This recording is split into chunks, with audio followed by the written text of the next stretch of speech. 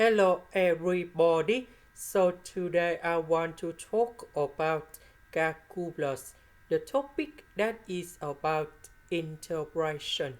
So now I want to show you how to answer. We have the formula in here that is about cosine 2x equals to 1 minus 2 sine x squared in here.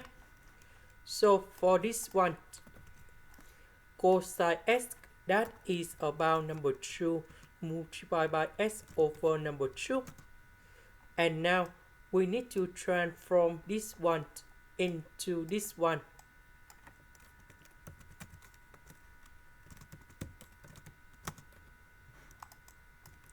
Next, 1 minus 1 we cancel. Next, I will put negative number 2 go outside. This one we can transform into cosecant of x over 2 square.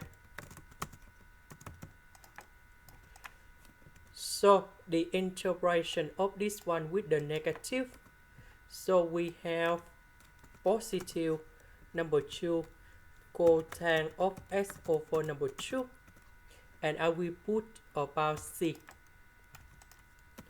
So number 2 cancel number 2. And this is the final answer. This is the end. Thank you for watching.